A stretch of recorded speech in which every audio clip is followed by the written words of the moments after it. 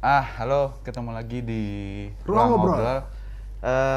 Mas Gabe, beberapa waktu yang lalu di salah satu konten video kita, Iya, Mas Bagas. itu ada yang berkomentar untuk kita ngebahas soal Star Wars trilogi yang paling baru, Oh, 789. 789 Oke. gitu. Saya tuh fanatik dengan 456. Oh, Anda Knight of the Old Republic. enggak juga. Bukan ya? Bukan. Tapi gamenya bagus. Tapi iya. Oh, itu nanti kita bahas ya. Oke. Ada yang menarik dari situ. Oke, teman-teman, beberapa orang atau cukup banyak media memang bilang Iya. bahwa 789 itu bukan jelek atau bagus atau nggak bagus, tapi nggak konsisten. Nggak konsisten gitu. Jadi Nggak sebagai trilogi itu nggak, apa ya Mas Gabriel, nggak kayak 456, 1, 2, 3 yang memang stay on the track gitu loh. Gitu. Nah, menurutmu gimana? Kalau menurutku sih pemberatnya ya, maksudnya salah satu hal yang membuat saya berasa berat banget nonton itu adalah kebanyakan karakter. Oh, oke. Jadi oke, karena oke, kebanyakan oke. karakter, terus kebanyakan cerita. Oke? Sebenarnya di Star Wars 456 ya, yang klasik trilogy itu juga banyak karakternya. Nggak masalah. Yang jadi masalah adalah ketika setiap karakter itu punya pesan. Ada hal yang ada cerita tersendiri yang mereka lakukan, Iya. yang mereka jalankan gitu. Bahasa Oke. sekarangnya agenda. Ya. Nah, itu yang membuat jadi nggak enak. Karena apa? Kita pengen melihat Rey dari Zero to Hero ya, Oke. dengan formula hampir sama seperti Luke Skywalker, mempelajari bahwa dia adalah anak seorang Anakin ya, Ya. seorang Darth Vader. Oh, spoiler. Nah, tapi apa ya? Tapi sayangnya Star Wars ini nggak mau, dia nggak berani, bukan nggak mau, dia nggak berani mengulang hal yang sama. Takutnya apa? Nanti penonton bosan. Oke, formulanya ya. Iya, tapi kemudian buat saya terjadi semacam kerancuan karena main karakternya jadi nggak jelas. Oke. Apakah mau si Finn, ya kan? Ataukah mau si Rey, gitu kan? Iya. Kalau yang main karakternya adalah Rey as the Jedi, ya kan? Seperti yang kita tahu bahwa Star Wars yang ini, timeline yang ini ya, 789 masih membahas Wangsa Skywalker kan, klan Yes. Skywalker. Karena Star Wars sendiri tanpa Skywalker marga itu agak repot juga untuk hal di ini loh Mas Gabe. Teatrikal, maksudnya film Iya. secara keseluruhan. Ada yang berhasil keluar dari situ dengan bagus. Ya, kayak apa namanya Rogue One, Rogue One, ya, the best. dan of course Yes. Mandalorian ya. Tapi kalau kita bicara 789 itu kan masih Berhubungan, berhubungan. yes. Nah, kenapa push-nya di awal justru ke Finn? Dan kita udah expect setengah mati ketika Finn ngeluarin lightsaber, semua orang udah seneng gitu. Ada karakter yang tadinya merupakan member dari Stormtrooper, Stormtrooper, terus kan? kemudian membelot dan kita menganggap bahwa ini nih. Iya. Ini apa Oke. redemption story Yes. bagus. Kemudian muncul Rey.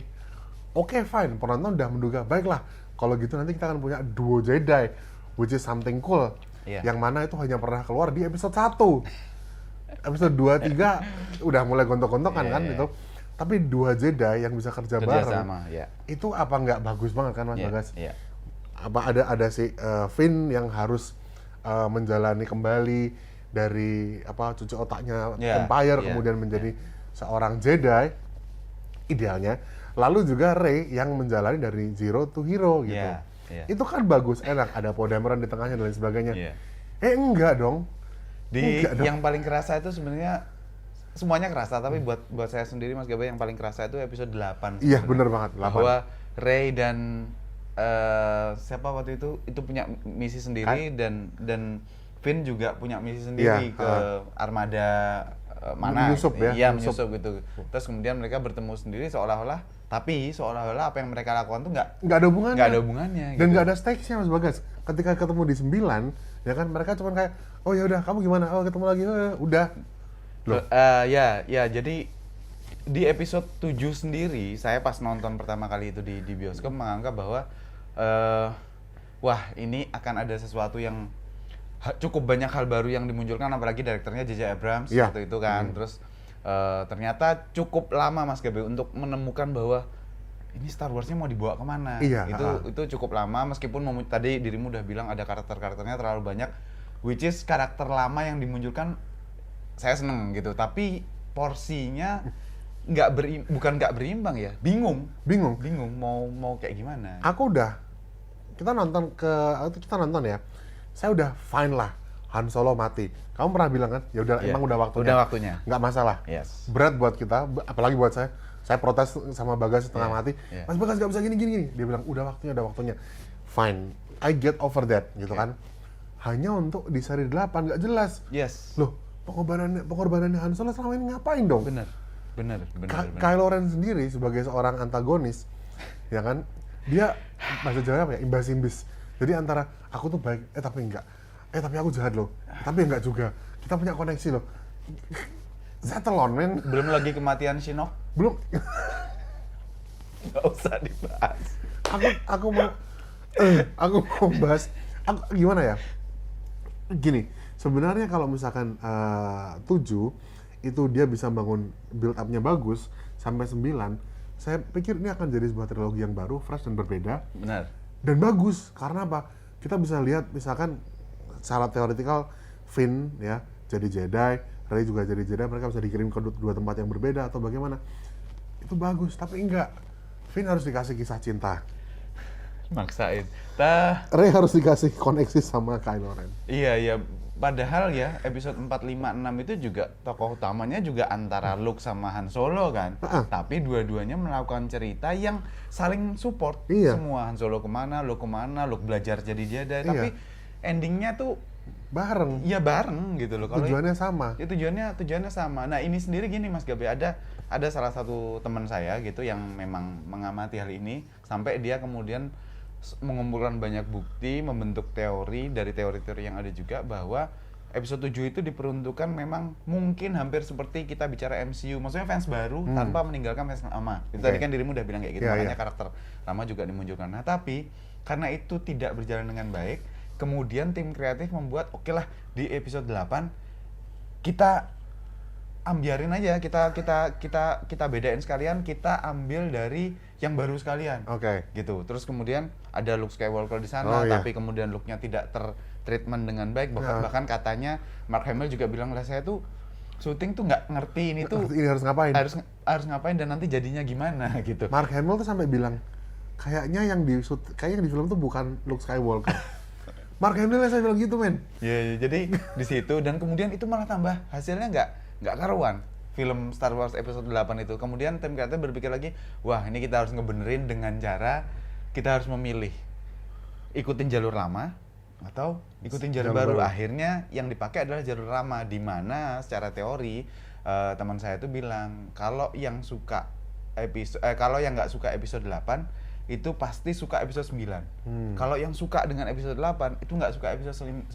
Nah, saya sendiri begitu nonton episode 9 tuh lebih suka, Mas Gaby. Maksudnya Han Solo dimunculkan dalam bentuk memori, ngobrol sama anaknya, terus kemudian banyak hal-hal lain yang Palpatine keluar lagi. Itu kayak nostalgia aja sih, meskipun saya tahu bahwa ini formulanya udah rusak, tapi ya ada nostalgia yang bikin saya senang. Nah, pengalaman saya sih kayak gitu. Ya teman-temanmu nggak salah sih Mas Bagas. Kok kayak si Bosman itu ya, teman saya. Tapi apa ya? Memang kalau misalkan kita bicara mau ngikutin formula lama, formula baru, betul. Yang 9 berakhir dengan formula baru, di mana si Rey malah menyadari bahwa dia adalah seorang Palpatine. Lalu kemudian tanpa alasan jelas di akhir cerita dia bilang bahwa dia adalah seorang Skywalker, which is akan lebih baik kalau misalkan The Rise of the Skywalker itu The Rise of Skywalker. Akan lebih bagus kalau misalkan mereka memakai nama Skywalker ini sebagai nama kayak kelompok perjuangan gitu loh. Ya, kayak Resistance kalau di Terminator misalnya. Iya, jadi Resistance-nya tuh mengadopsi nama Wang Skywalker ini karena memang mereka terkenal punya great affiliation with Force ya kan. Mereka sendiri juga membentuk Empire ya kan.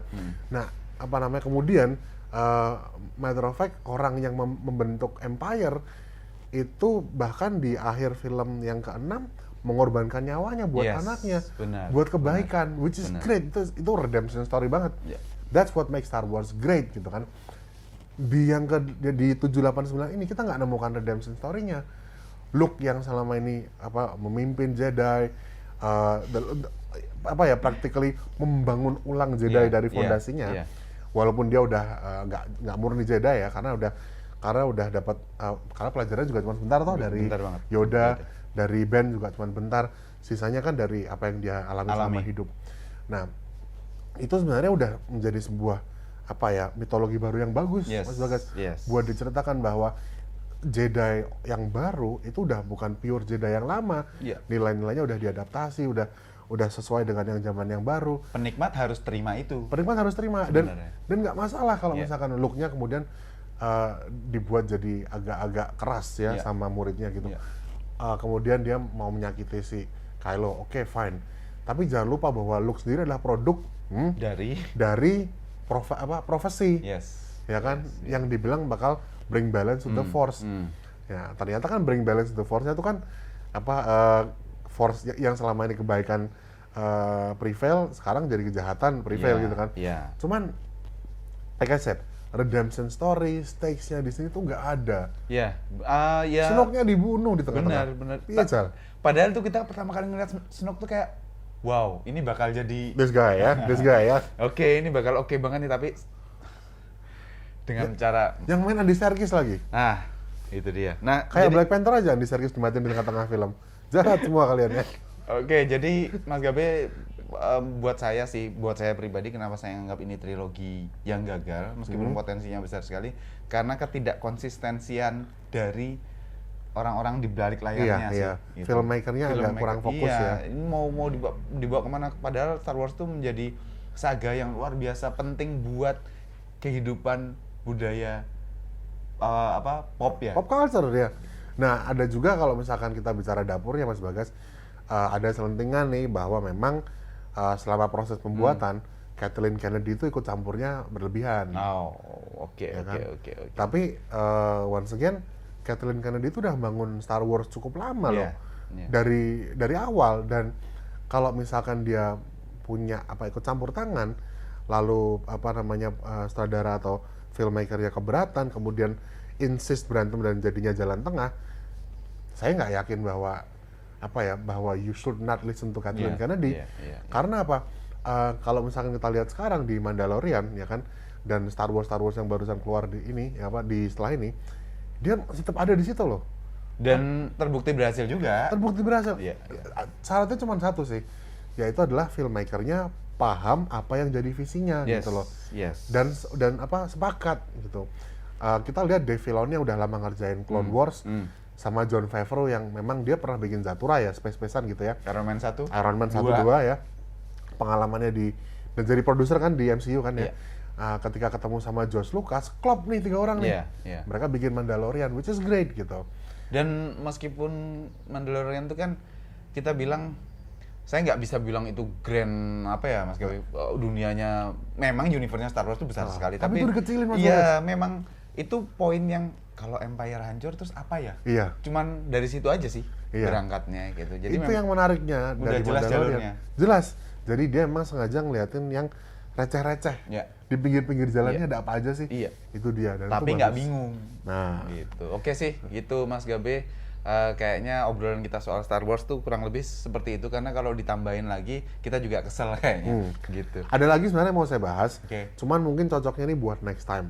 Oke. Karena ini masih berupa rumor. Jadi saya nggak berani ngomong dulu, mending kita simpen sampai nanti rumornya udah mulai panas, nah baru kita ngomong. Oke, stay tune ya buat itu berarti. Di ruang Oke, ngobrol ya. makasih buat teman-teman yang udah nonton episode kali ini, dan kalau ada yang mau kalian inginkan kita untuk bahas, tulis aja di kolom komentar gitu, nanti akan kita bahas.